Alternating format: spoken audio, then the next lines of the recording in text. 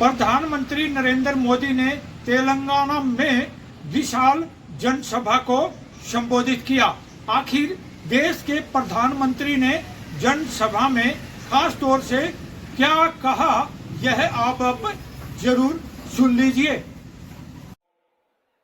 तेलंगाना के विकास के लिए भारी धनराशि भी दी है, लेकिन दुर्भाग्य से बीआरएस ने तेलंगाना के लोगों के लिए जो पैसा भेजा ना, उसमें भी लूट चलाई। लूट सके तो लूट, यही उनका मंत्र है। ना कुटुंब सभ्युलारा,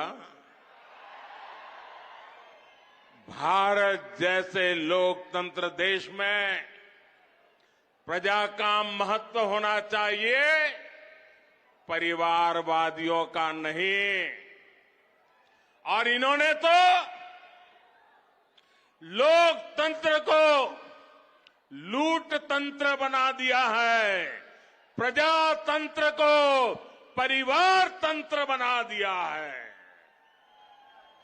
तेलंगाना के निर्माण के लिए हजारों परिवार संघर्ष करते करते तबाह हो गए। अनेकों नौजवानों ने बलिदान दिया, माताएं बहनों ने मुसीबतें झेली, लेकिन एक परिवार ने सब कुछ कब्जा कर लिया और उन परिवारों को कोई पूछने वाला नहीं है। तेलंगाना में बस एक ही परिवार ने यहां के लाखों परिवारों के सपनों पर कब्जा कर लिया है। वर्तमान तेलंगाना में या तो केसीआर खुद है, या उनके बेटे हैं, या उनकी बेटी है, या उनके भतीजे हैं, या उनके भांजे हैं, या चाहे उनके ससुराल वाले हैं। कोई बचा ही नहीं है, बस यही काम, लूटो। क्या आपने कभी सोचा है कि वो कैसे आपके एक वोट का उपयोग केवल अपने परिवार को अमीर बनाने में कर रहे हैं? इन लोगों ने तेलंगाना में भाई भतीजावाद और भ्रष्टाचार को बढ़ावा दिया है। ना कुटुंब सभ्युलारा, परिवारवाद का सबसे बड़ा नुकसान देश के युवा को उठाना पड़ता है। जब पूरा सिस्टम एक परिवार की सेवा में लगा रहता है, तब वो परिवार सिस्टम में टॉप से लेकर बॉटम तक उन्हीं लोगों की भर्ती करता है जो उनके करीबी हो। तेलंगाना के नौजवानों को वो अवसर नहीं मिलता है। फिर किसी भी महत्वपूर्ण पद पर तेलंगाना के तेजस्वी युवा को भी कोई मौका नहीं मिल पाता है।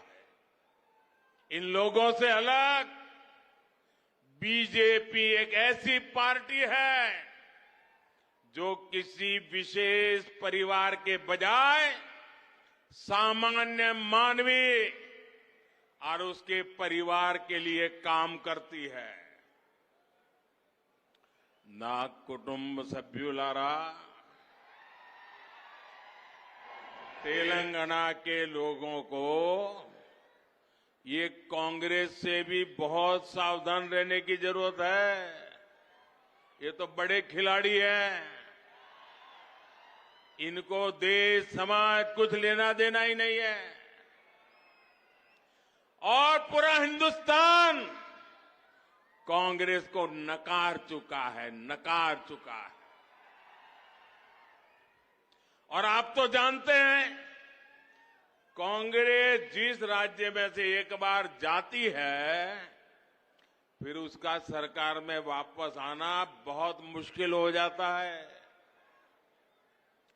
और इसलिए कांग्रेस की कोशिश किसी भी तरह वोटों का बंटवारा करने का कॉन्ट्रैक्ट लिया है और बीआरएस कांग्रेस को वोटों का बंटवारा कराने के लिए तिजोरी खुली करके बैठ गई है।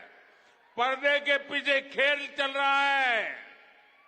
बैकडोर एंट्री ये बीआरएस और कांग्रेस की भरपूर चल रही है। इसके लिए वो राज्य की अन्य कमजोर पार्टियों को अपना सहारा बना रहे हैं।